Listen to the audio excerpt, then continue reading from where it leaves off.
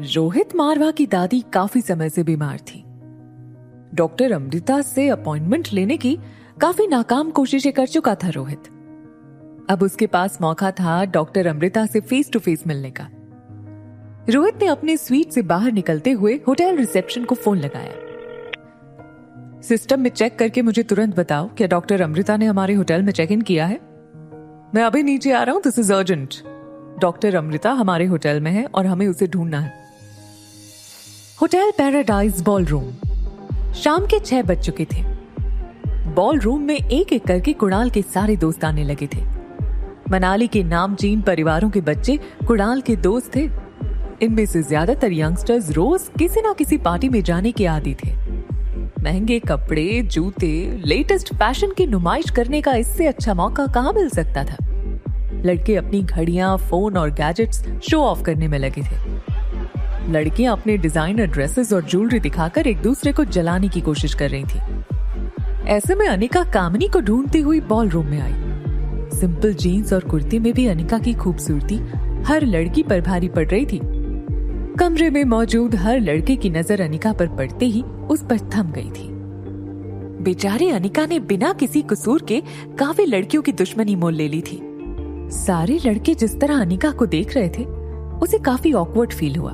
वो चुपचाप कमरे के कोने में जाकर बैठ गई। Hotel reception. लिफ्ट से निकलते ही रोहित ने रिसेप्शन पर खड़ी लड़कियों को आवाज लगाई।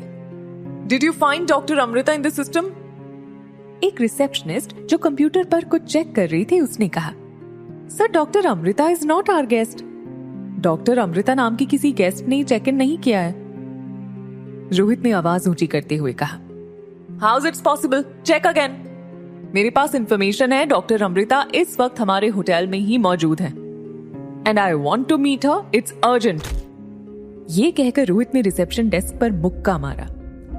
रोहित के गुस्से से ज्यादा उसकी पर्सनालिटी से डर लगता था रोहित के स्टाफ को। एक रिसेप्शनिस्ट ने हिम्मत करके रोहित से कहा, सर, हो सकता है कि डॉक्टर अमृता हमारे यहाँ रुकी ना हो, मगर वो यहाँ हमारे रेस्टोरेंट में या कॉफी शॉप में खाना खाने या कॉफी पीने आए हो। ये सुनते ही रोहित कॉफी शॉप की ओर मुड़ गया।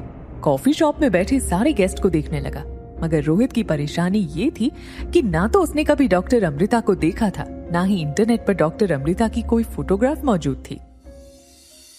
बॉलरूम। बॉलरूम में लगभग हर लड़का अनिका से दोस्ती करने की कोशिश कर चुका था। कोई उसका नाम पूछता तो कोई नंबर मांगता। एक लड़के ने तो अनिका को बॉलीवुड की फिल्म ही ऑफर कर दी। अनिका सबसे बस एक ही चीज कहती, नॉट इंटरेस्टेड।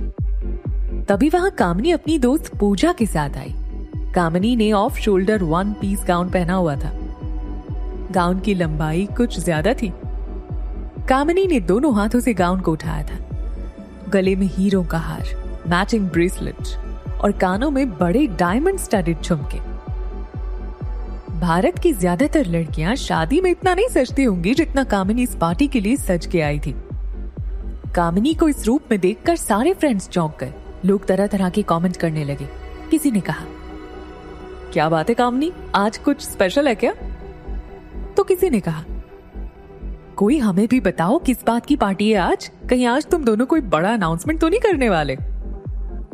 ये सुनकर कामिनी के गाल लाल हो गए। वो चाहकर भी अपनी स्माइल नहीं छुपा सकती थी।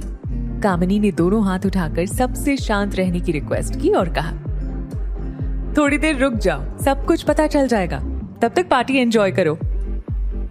लाउड म्यूजिक बजने लगा। वाइन की बोतलें खुलने लगी। लड़के लड़की आपस में डांस करने लगे। वैसे तो कामिनी ने अनिका को देख लिया था, मगर वो जानबूझकर अनिका से 2 टेबल दूर जाकर बैठी। अनिका समझ गई कि कामिनी चाहती है कि वो उसके पास जाए। अनिका कामिनी के टेबल के पास जाकर खड़ी हो गई। अनिका ने कामिनी को रिक्वेस्ट करते हुए पूछा, कामिनी, अगर तुम मेरे बेटे के बारे में कुछ जानती हो तो प्लीज मुझे बताओ। कामिनी अनिका को घूरने लगी। अनिका की खूबसूरती कामिनी की आंखों को चुभने लगी थी। कुछ ही सेकंड में कामिनी को एहसास हो गया कि सादे लिबास में भी अनिका कामिनी से काफी ज्यादा खूबसूरत लग रही थी। कामिनी की जलन अचानक गुस्से में बदल गई। उसने बड़े रूडली अनिका से कहा, सच बताओ, क्यों आई हो तुम यहाँ? तुम्हें क्या लगता है तुम्हारा ये बदला हुआ रूप देखकर कुणाल मुझसे शादी तोड़ देगा? ये तुम्हारा वहम है। अनिका कामिनी के बगल में आकर बैठ गई। अनिका कामिनी के कंधे पर हाथ रखकर बोली, देखो मेरा ऐसा कोई इंटेंशन नहीं है। मैं बस अपने खोए बेटे को वापस पाना चाहती हूँ। मुझे बस उसके बारे में बता दो, वो कहाँ है। कामिनी की आवाज अब जोर पकड़ रही थी। और कितने दाग लगाओगी परिवार पर? बेशर्मी की हद होती है। एक नाजायज बच्चे को लेकर घूम रही हो, दूसरे का पता पूछ रही हो, और अब यहां मुझसे मेरा प्यार छीनने की कोशिश कर रही हो। अच्छा किया था मैंने तुम्हारे साथ। इतनी मोटी और बदसूरत होने के बावजूद कुंवारी मां बन गई थी। अगर तुम उस वक्त ऐसी लगती तो पता ही नहीं क्या करती। अनिका ये बात सुनकर चौंक गई। उसने कामिनी से पूछा, क्या मतलब है तुम्हारा? क्या किया था उन्होंने मेरे साथ? कामिनी को पता था लाउड म्यूजिक में उन दोनों की बात कोई नहीं सुन पाएगा।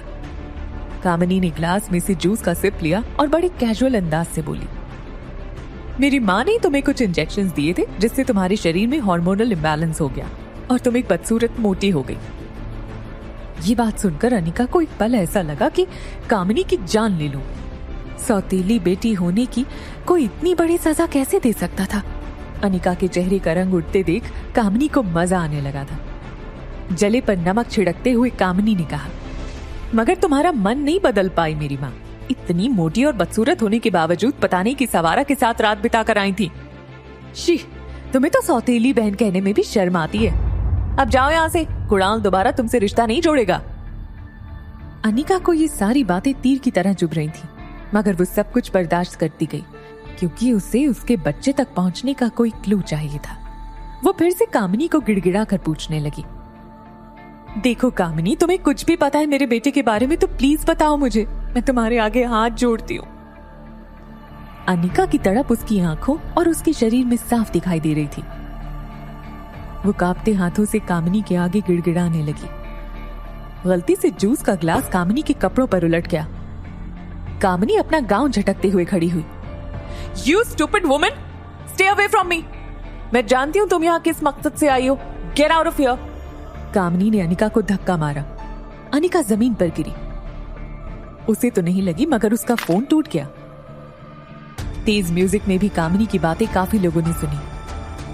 कामिनी पूजा के साथ अपनी ड्रेस ठीक करने वॉशरूम चली गई।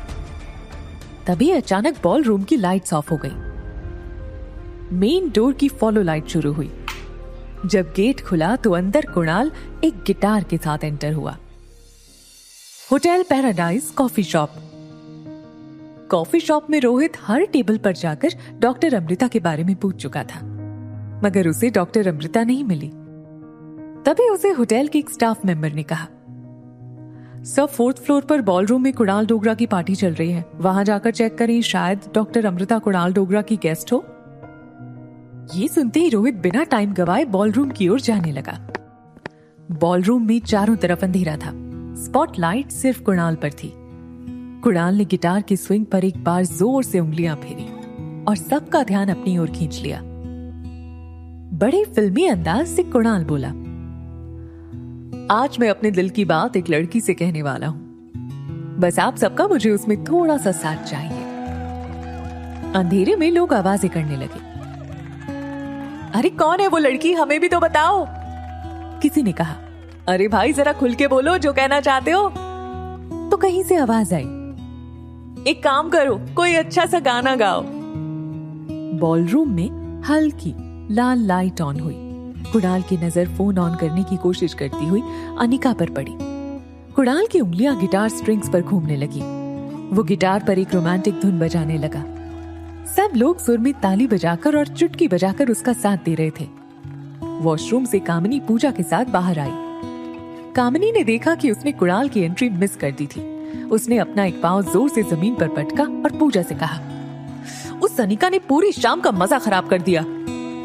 पूजा ने कहा, शाम तो अभी शुरू हुई है, तुम अपना मूड मत बिगाड़ो। देखो कुणाल तुम्हारे लिए कितनी अच्छी धुन बजा रहा है। हाय, काश कोई मुझे भी इतना प्यार करता। कुणाल की उंगलियां गिटार पर जादू बिखेर रही थी। वो धुन बजाते हुए बिल्कुल धीरे धीरे अनिका की ओर बढ़ रहा था। कामिनी अपना ड्रेस दोनों हाथों से पकड़े धीरे धीरे कुणाल के पीछे चल रही थी। कामिनी को लग रहा था कि कुणाल की नजर उस पर नहीं पड़ी। शायद कुणाल उसे ढूंढने की कोशिश कर रहा था लेकिन कुणाल की नजरों में सिर्फ एक ही लड़की थी जिसकी ओर वो धीरे धीरे बढ़ रहा था। जैसे ही कुणाल अनिका के नजदीक पहुंचा, वो अपनी घुटनों के बल बैठ गया और बोला, मैंने आज तक तुम जैसी खूबसूरत लड़की नहीं देखी। क्या तुम मुझसे दोस्ती करोगी? अनिका को ये सब बहुत अजीब लगा। वो बस कमरे में यहां वहां देखने लगी। कामिनी को जो हुआ उस पर विश्वास नहीं हो रहा था। वो बोलने की कोशिश कर रही थी मगर उसके मुंह से आवाज नहीं निकल रही थी। किसी तरह कामिनी ने पूरा जोर लगाकर अपनी मुंह से आवाज निकाली, कुणाल ये क्या कर रहे हो? कुणाल ने पीछे मुड़कर देखा तो बिल्कुल चौंक गया। वो उठकर बोला, कामिनी तुम यहां क्या कर रही हो? कामिनी ने कुणाल का कॉलर पकड़कर उससे पूछा, तुमने ये सब कुछ इसके लिए किया है? कामिनी की सांस फूलने लगी थी। कुणाल ऑकवर्ड सिचुएशन में फंस चुका था। उसने अपना हाथ झटकते हुए कामिनी से कहा, देखो तुम चली जाओ यहां से, मैं तुमसे बाद में बात करूंगा। सारे दोस्तों के सामने कामिनी की बहुत बड़ी इंसल्ट हुई थी। लोग मन ही मन हंस भी रहे थे कामिनी पर। कामिनी की आंखों से आंसू टपकने लगे। वो रोते रोते कुणाल को पूछने लगी, ऐसा कैसे कर सकते हो तुम मेरे साथ? तुमने इसके लिए मेरा दिल तोड़ा? इस बेशर्म लड़की के लिए मेरा दिल दुखाया? ये सुनकर कुणाल कामिनी पर भड़क गया।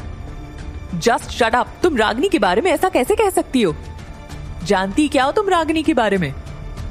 कामिनी ये सुनकर हैरान हो गई। उसने कुणाल से पूछा, रागिनी? कौन रागिनी? क्या तुम पागल हो गए हो? ये रागिनी नहीं, अनिका है।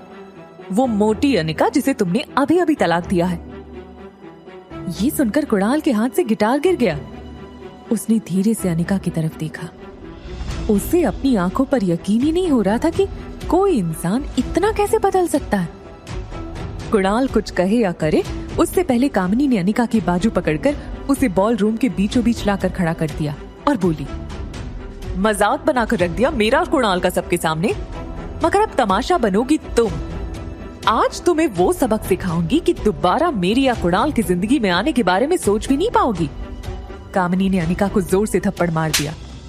पूजा ने अनिका के दोनों हाथ पीछे से पकड़ लिए। कामिनी ने अनिका को फिर से थप्पड़ मारने के लिए अपना हाथ उठाया, लेकिन अनिका को थप्पड़ लगे उससे पहले रोहित ने कामिनी का हाथ रोक लिया। रोहित ने बॉल रूम में मौजूद बाकी लोगों को देखा। रोहित ऊंची आवाज में बोला, What is going on? और आप सब लोग खड़े होकर तमाशा देख रहे हैं? रोहित ने कामिनी का हाथ छोड़कर उसे वार्निंग दी। देखो, होटल पैराडाइज में इस तरह का बिहेवियर बिल्कुल बर्दाश्त नहीं होगा। कुणाल बिल्कुल रोहित के सामने आकर खड़ा हो गया और उससे पूछा, तुम कौन होते हो हमारे मैटर में टांग अड़ाने वाले? Do you know who am I? Kunal Dogra नाम है मेरा। तभी रोहित के पीछे खड़े सिक्योरिटी गार्ड ने कहा, ये है मिस्टर रोहित मारवा, इस होटल के मालिक। कुणाल के पांव अपने आप थोड़े पीछे हो गए। उसे पता था मारवा ग्रुप एक बहुत बड़ी कंपनी है और रोहित मारवा के बारे में कुणाल ने काफी कुछ सुन रखा था। कुणाल किसी को बिना कुछ कहे चुपचाप वहां से निकल गया। तभी रोहित का फोन बजा। रोहित ने जब फोन उठाया तो सैम ने कहा, सर काफी टाइम से सिग्नल नहीं आ रहा है, शायद उनका फोन स्विच ऑफ हो गया है। सर मुझे लगता है अब तक तो वो होटल से निकल चुकी होंगी। मैं अब ज्यादा देर वेबसाइट पर रहा तो फिर थ्रेट टू सिक्योरिटी में मुझे अरेस्ट भी किया जा सकता है। I am sorry sir. Doctor Amrita को ढूंढने में रोहित को हार का सामना करना पड़ा। उसने आंखें बंद करके फोन अपने सर पर पटका और बॉल रूम से जाने लगा। तभी उसने मुड़कर बॉल रूम में मौजूद लोगों को पूछा, यहाँ डॉक्टर अमृता को कोई जानता है? सभी लोग एक दूसरे को देखने लगे। अनिका ने अपनी नजरें नीची कर ली, मानो रोहित से छुप रही हो। उसने अपने बाल ठीक किए और सामने खड़े रोहित को एक्सक्यूज मी कहकर निकल गई। Presidential suite. रोहित के प्रेसिडेंशियल स्वीट में सनी टैबलेट पर गेम खेल रहा था। सनी एक काफी इंटरेस्टिंग गेम के बीच था। सनी की टीम हार रही थी। उनके काफी प्लेयर्स मर चुके थे। सभी प्लेयर्स मैसेज पर एक ही चीज लिख रहे थे, sweet angel come back and save us. तभी स्वीट एंजल की एंट्री हुई। स्वीट एंजल ने सनी के लिए मैसेज भेजा, तुम बस मुझे फॉलो करते जाओ। सनी ने भी वही करना शुरू किया। स्वीट एंजल एक के बाद एक मूव्स करती हुई ऑपोजिट टीम के प्लेयर्स को मारती गई। स्वीट एंजल का गेम कुछ ऐसा था कि मानो कोई इंसान नहीं कंप्यूटर खेल रहा हो। सनी, जो पहले से स्वीट एंजल का फैन था, उसके लिए ये बहुत बड़ी बात थी। आज उसे मौका मिला था स्वीट एंजल के साथ पार्टनर बनकर गेम खेलने का। फाइनली स्वीट एंजल ने ऑपोजिट टीम के सारे प्लेयर को मारकर गेम जीत लिया था।